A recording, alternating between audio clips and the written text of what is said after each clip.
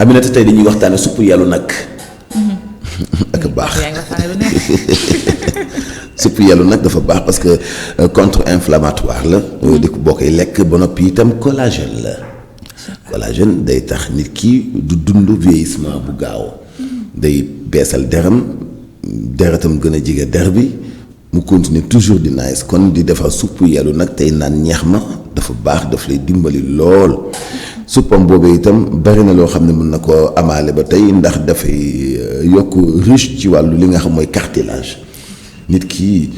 ci côté yi nga xam ne mooy lemu mel ni wóom yeeg mel ni tikku jara yeeg conco yi ak itam ndëstan yi am na liquide bu fa nekk boo xam ne dafay faral di wàññeeku boo gënee jëm mag am na sax ñu def leen di sababal ndigg luy metti di lekk suppu yelu nag daf la ci dimbali ba nga xam ni liquide boobee day continuer des ak yow tubarkàlla suppu yeelu nag dafa am vitamine A ak vitamine K2 nit ki itam dafa am oméga 3 bu ñu ko waxee oméga 3 ak 6 mooy dafa baax ci mag lool parce que mag li koy may doole ak kantan ba du yëg wenn métit ak coono ci yaramam yaramam day soxla oméga 3 ak 6 suppu yeelu nag aussi dafa am ay minéraux comme fer comme zinc comme sélénium ak yeneen comme magnésium non wala manganèse la am moom yellu nag boo ko suppee tubarkàlla dafa baax supp kon da nga ciy defaale itam légume ay bu la neex def ci légume comme ay haricots verts ak yoo xam ni mën na compatible wala mu méngoo ak li nga xam ne mooy supp ba am na ñuy def yeneen supp yu bokkul waaye tey uniquement dañu ko tënk ci supp yellu nag ndax supp yellu nag boobee aussi am na vitamine B1 B2 B3 PP B5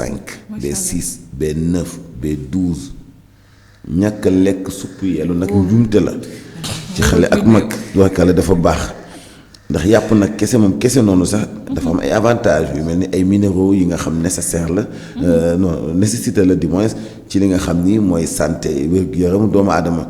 ak vitamines yi nga xam ne moom laa la tuddal sànq nga xam B1 B2 B3 B6 B12 ak même vitamine D daf ko am donc lekk supp yeelu nag dafa baax te it nag dafa am nourriture maanaam dafay nourrir bu baax a baax ba noppi dafay gaaw a rees ba noppi dafay hydrater itam dafay fortifier aussi karaw day tax nit ki rafet am ay cheveux yu rafet mën a watu bu rafet et puis dafay stimuler croissance day bu fekkee xale day tax mu gaaw màgg bu dee mag aussi dafay am résistance donc loolu moo am solo tuuti sàmm nee na nga boole ci carotte ak pomme de terre tubarkàlla wax na dëgg day tax mu gën a neex donc daal bari na yeneen avantage yoo xam ne am na ci parce que am na phrase bi ñu waxee ni surtout ci am na yeneen bienfait yoo xam ni ci au niveau des li ñuy wax intestin donc loolu ci wàllu góor la parce que dafay yokk système immunitaire di tax nit ki itam ci wàllu intestinalam mu gën am ay action ak mën a kantan boo xam ne xëy na loolu itam ci supp yeelu nag lay jóge alors kon maa ngi lay conseiller Aminata Khalifa wax leen ko seen internet dañuy defar supp yeelu nag tubarkàlla dafa baax loolu supp nag ba ci baax nag doo boole mag ak xale supp da nga koy defar ba mu baax nga beral ci mag boolam bu yaatu doo ko def ci bool bu xat bool bu yaatu takkal ko babetam mu toog tiim ko ci kaw taabal bi jël temps yow téléphone am di foo mbaa muy seetaan film am nga xam day lekk muy wàcc muy jël temps di lekk muy wàcc muy jël temps kenn du ko patamee du ko yàkkamti waaw doo ko yàkkamti yenn saa nga ne ba nga si mu commencé sedd sa xaw a kii noonu baax na waaw baax na mais ni ñuy wax supp da nga koy naan muy tàng da nga koy naan muy tàng looy naan muy tàng di ñaq du la jox li mu la war a jox dëgg supp daal moom da ngay jël sa temps waaw di ko ndànkal tubaakàlla mais bari na avantage